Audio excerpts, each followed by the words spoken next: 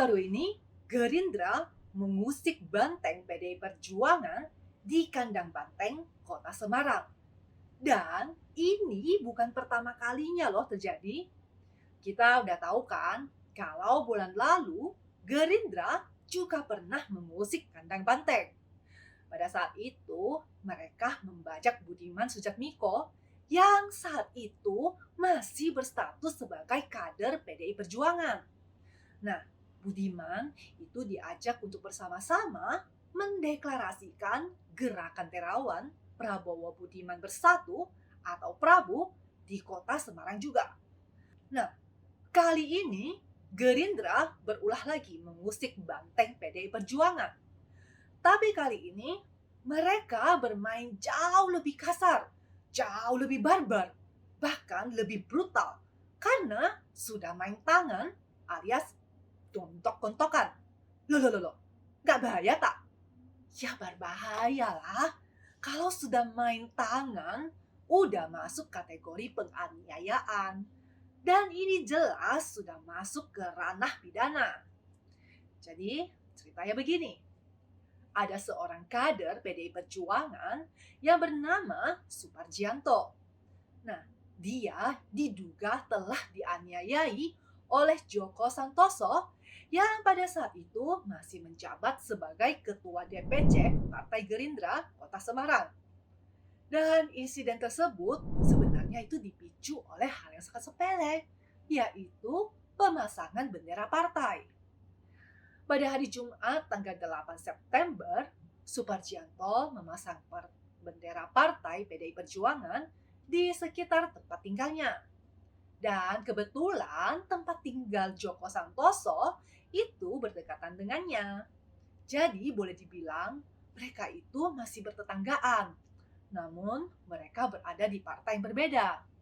Nah, karena melihat ada bendera PDI Perjuangan yang terpasang di dekat rumahnya, sedangkan Joko Santoso yang merupakan anggota dewan yang berasal dari partai yang berbeda, dia merasa tersinggung. Dia merasa tidak terima ada bendera partai lain yang terpasang di dekat rumahnya tanpa seizin dirinya yang merupakan warga di sana. Jadi dari sini kita udah jelas ya, anggota dewan ini sudah menunjukkan arogansinya. Nah, dengan emosi, dia mendatangi rumah korban yang berada di Jalan Cumi-Cumi, Kelurahan Bandar Harjo. Si Joko Santoso ini melabrak korban. Dan selanjutnya, insiden pemukulan brutal itu terjadi. Akibat dari insiden brutal ini, korban sampai mengalami luka lebam yang cukup parah di bagian wajahnya. Dan saking parahnya itu, sampai korban harus dilarikan ke rumah sakit untuk menjalani perawatan medis. Anggota dewan, kok seenaknya ya main tangan?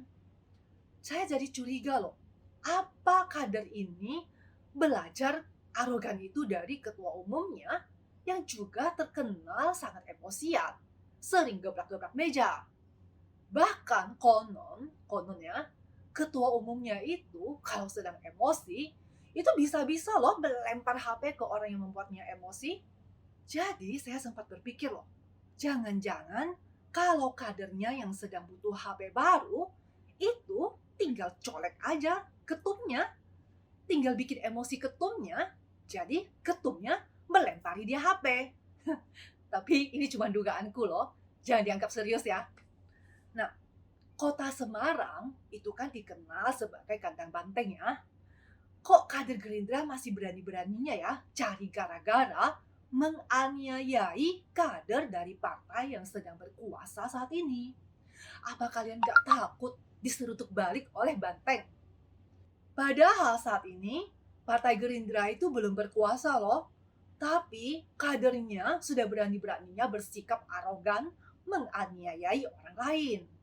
Apalagi kalau Partai Gerindra ini sudah berkuasa, bisa-bisa berlipat-lipat ganda arogannya.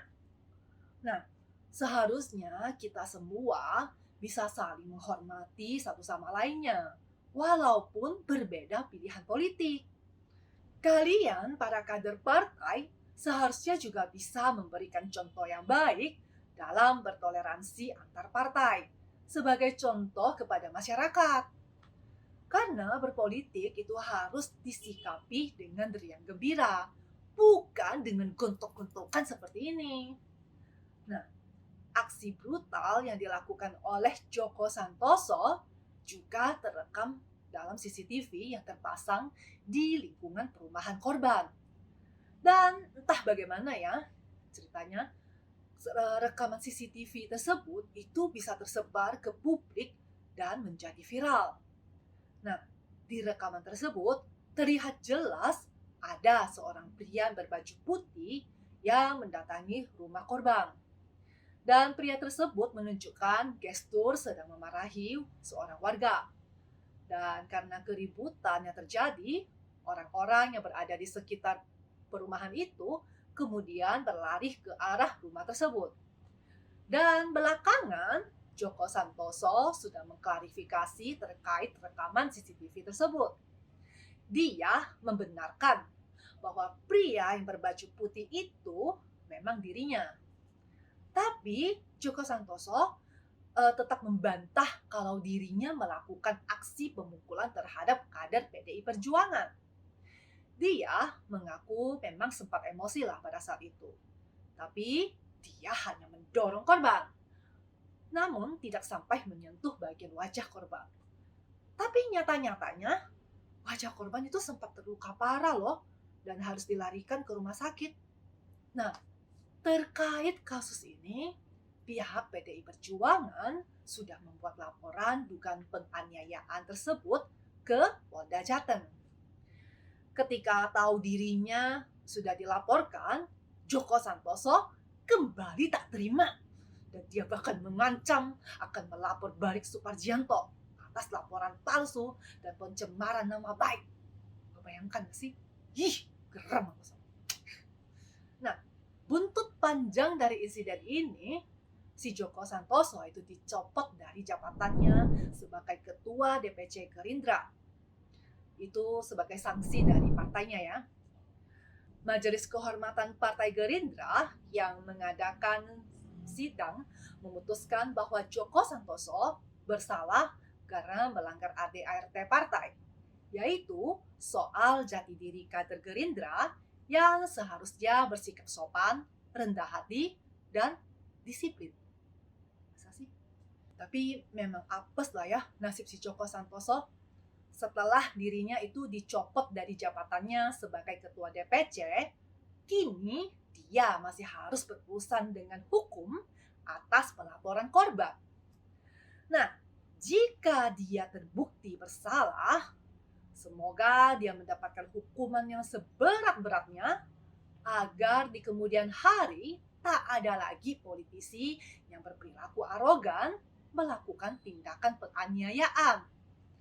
Mari kita bersama-sama menjaga agar situasi politik tetap kondusif.